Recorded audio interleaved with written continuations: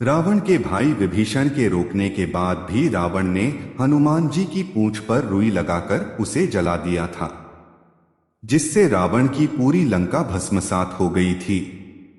उस भयंकर आग से केवल रावण के भाई विभीषण का भवन ही बच गया था, क्योंकि विभीषण धर्मनिष्ठ और नीतिवान थे।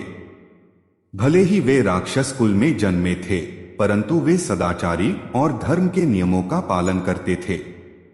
रावण के साथ युद्ध करने प्रभु श्री राम जी वानर सेना के साथ लंका पहुंचे। तब विभीषण ने रावण को धर्म के अनुसार आचरण कर माता सीता को मुक्त करने के लिए कहा, परंतु अधर्मी रावण ने विभीषण का कहना न मानकर उसका अपमान ही किया। रावण से अपमानित होकर विभीषण दुखी हुए। वह शीघ्रता से अपने 4 अतिपराक्रमी साथियों के साथ आकाशमार्ग से उस स्थान पर पहुंचे जहां लक्ष्मण सहित प्रभु श्री राम जी थे। बुद्धिमान महापुरुष विभीषण ने आकाश में ही स्थित रहकर सुग्रीव तथा अन्य वानरों की ओर देखते हुए नम्रतापूर्वक कहा, हे वानरराज, मैं लंका के राजा रावण का छोटा भाई विभीषण हूं। मैं रावण के उस कुकृत्य से सहमत नहीं हूं जो उसने सीताजी का हरण करके किया है। मैंने उसे सीताजी को लौटाने के लिए अनेक प्रकार से समझाया, परंतु उसने मेरी बात न मानकर मुझे अपमानित किया और मुझे लंका से निष्कासित कर दिया। इसलिए मैं यहां श्री रामचंद्र जी की शरण में आया हूं। कृपया आप उन्हें मेरे आगमन की सूचना दें।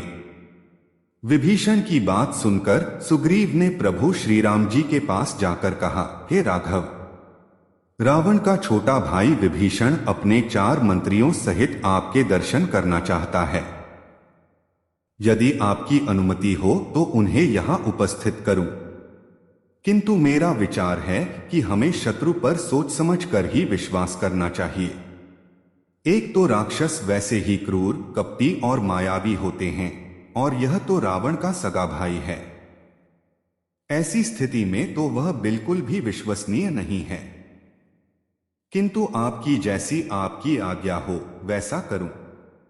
सुग्रीव के तर्क सुनकर प्रभु रामचंद्र जी बोले, हे वानरराज, आपकी बात सर्वथा युक्तिसंगत और हमारे हित में है, परंतु राजाओं के 2 शत्रु होते हैं। एक तो उनके कुल के व्यक्ति और दूसरे उनके राज्य के सीमा के निकट शासन करने वाले अर्थात पड़ोसी शासक। ये दोनों उस समय किसी राज्य पर आक्रमण करते हैं जब राजा किसी व्यसन अथवा विपत्ति में फंसा हुआ होता है। विभीषण अपने भाई को विपत्ति में पड़ा देखकर हमारे पास आया है। वह हमारे कुल का नहीं है। हमारे विनाश से उसे कोई लाभ नहीं होगा। यदि हमारे हाथों से रावण मारा जाएगा तो वह लंका का राजा बन सकता है। इसलिए यदि वह हमारी शरण में आता है तो हमें उसे स्वीकार कर लेना चाहिए।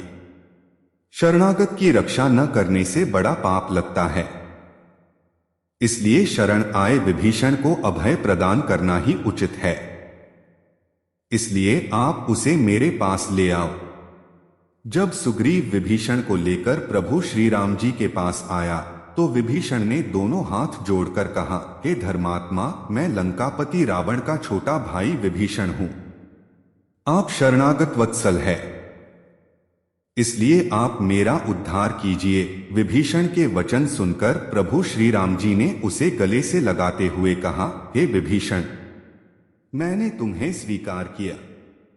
अब तुम मुझे राक्षसों का बलाबल बताओ। श्री राम जी का प्रश्न सुनकर विभीषण बोला, हे दशरथनंदन, 10 मुखों वाले रावण को ब्रह्मा जी से वर मिला है। इस कारण देव, दानव, नाग, किन्नर आदि कोई भी उसे नहीं मार सकते। उसका छोटा भाई कुंभकर्ण पराक्रमी, शूरवीर तथा तेजस्वी है। उसके सेनापति प्रहस्त ने कैलाश पर्वत पर दुर्दमनीय मणिभद्र को पराजित किया था। रावण के पुत्र मेघनाद ने तो इंद्र को परास्त किया था। मेघनाद का भाई पराक्रमी राक्षस है। सभी युद्ध कौशल में निपुण है। यह सुनकर श्री राम जी बोले, हे विभीषण, यह सब मैं जानता हूं। मैं प्रतिज्ञा करता हूं कि मैं रावण का उसके पुत्रों, मंत्रियों और योद्धाओं सहित वध करके तुम्हें लंका का राजा बनाऊंगा। अब रावण की मृत्यु निश्चित है। यह मेरी अटल प्रतिज्ञा है।